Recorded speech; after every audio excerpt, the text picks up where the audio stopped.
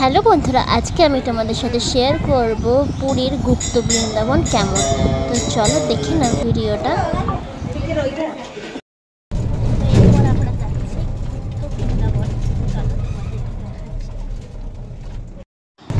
পুরীতে যাওয়ার তৃতীয় দিনে আমরা সব লোকাল সাইট সিন করতে বেরিয়েছিলাম। আগের ভিডিওতেই আমি শেয়ার করেছি যে কটা লোকেশন দেখেছিলাম। তারপর আমাদের নেক্সট লোকেশন ছিল গুপ্ত বৃন্দাবন। আর গুপ্ত বৃন্দাবন এত সুন্দর যে এটা আমি একটা আলাদা ভিডিও না করলে তোমাদের ভালোই লাগতো না। তো দেখো আমরা যাচ্ছি, এগুলো সব হচ্ছে কাজু বাগানের পাশ দিয়ে যাচ্ছি। এত কাজু ধরেছিল, জানি না ক্যামেরাতে কতটা বোঝা যাচ্ছে, কিন্তু সামনে দিয়ে দেখলে এত ভালো লাগছিলো, মনে হচ্ছিলো যেন কাজুগুলোকে পেরে নিয়ে আসি। কাজুগুলো পাকেনি, তখনও কাঁচাই ছিল। এবার আমরা চলে এসেছি গুপ্ত বৃন্দাবনে। তো চলো দেখাচ্ছি এই গুপ্ত বৃন্দাবন আসল বৃন্দাবনের মতন কিনা, সেটা তোমরাই কমেন্টে লিখবে।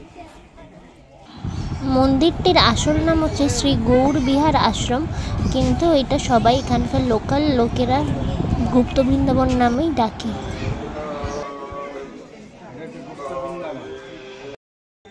টিকিট কেটে এন্ট্রি করতে হবে। প্রবেশ মূল্য 10 বা 20 টাকা এরকম কিছু নিয়েছিল, আমার ঠিক এখন মনে পড়ছে না। তো এটা ছিল মেন এন্ট্রি গেট।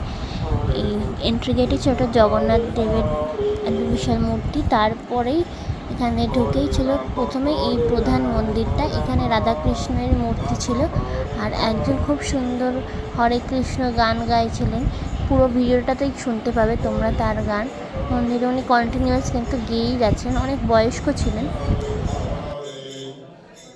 মন্দিরে প্রবেশ করতেই রয়েছে গরুর পাখির মূর্তি। গরুর পাখি তো জানোই নারায়ণের বাহন। তো দেখো প্রথমে যে রাধাকৃষ্ণের মূর্তিটা দেখাই তোমাদেরকে, খুব সুন্দর ছিল, কিন্তু গেটটা টানা ছিল বলে ভালোভাবে দেখাতে পারিনি। আর এই দেখো গরুর পাখি। এখানের মন্দিরের প্রত্যেকটা দেওয়ালেই কিন্তু তোমার মানে রামায়ণ মহাভারত থেকে সমস্ত যে ঘটনাগুলি সেগুলো ছবির মাধ্যমে করা আছে, তোমরা দেখলে বুঝতে পারবে। এখানে শুধু এই মন্দিরটা নয়, পুরীতে অনেক মন্দিরই দেখেছি, সেখানে কিন্তু রামায়ণ মহাভারতের অনেক দৃশ্যই তোমার তুলে ধরা হয়েছে পটচিত্রের মাধ্যমে।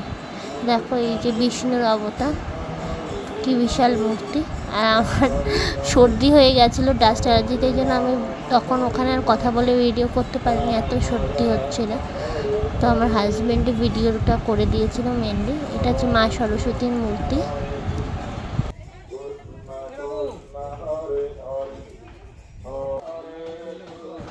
এই মন্দিরটি কিন্তু পুরোপুরি তৈরি হয়নি, অনেক জায়গায় আন্ডার কনস্ট্রাকশন ছিল, তাই অনেক জায়গাগুলো এক্সপ্লোর করা হয়নি। এখানে দেখো বিষ্ণু লোকের একটা খুব দারুণ দৃশ্য, মা লক্ষ্মীর পা নারায়ণ টিপছে। আর এদিকে দেখো মহাপ্রভু শ্রী চৈতন্যদেব। আর এদিকে ঢুকে দেখো রাধাকৃষ্ণর একটা বিশাল মূর্তি, খুব সুন্দর। মানে মন্দিরটা যত ঘুরে দেখবে, মানে ঘুরে দেখতে প্রায় আমাদের আধা ঘন্টা লেগে গেছিলো, এত সুন্দর মন্দিরটা, এত সুন্দর।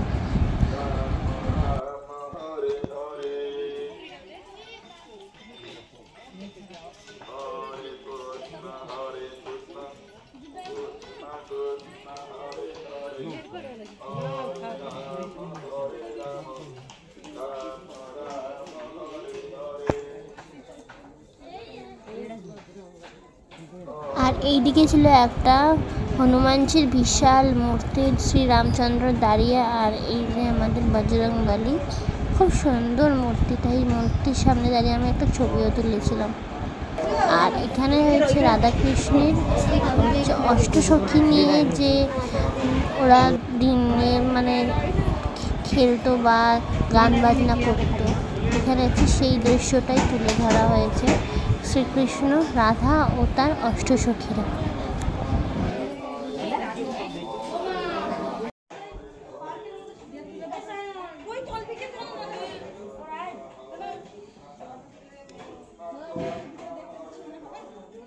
এই দিকটায় আরও কাজ চলছিল, এখনও অনেক জায়গা বললামই যে কাজ চলছিল।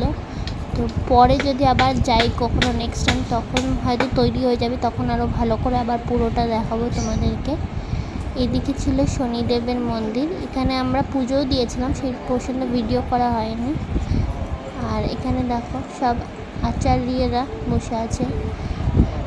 আর এই সাইডে ছিল হচ্ছে তোমার সেই বিখ্যাত সমুদ্র মন্থনের দৃশ্য, সেটা খুব সুন্দরভাবে কিন্তু মন্দিরে করেছে। এই জায়গাগুলো আরও সাজালে আরও সুন্দর লাগবে, মানে একটা আন্ডার কনস্ট্রাকশন রয়েছে, পুরোপুরি তৈরি হয়ে গেলে খুব সুন্দর লাগবে মন্দিরটা। সবার শেষে মহাদেবের এই বিশাল মূর্তিটা। ভিডিওটা এখানেই শেষ করছি। ভালো লাগলে অবশ্যই লাইক কমেন্ট শেয়ার করে দিও। আর নেক্সট পার্টে আরও ডেস্টিনেশনগুলো আসছে।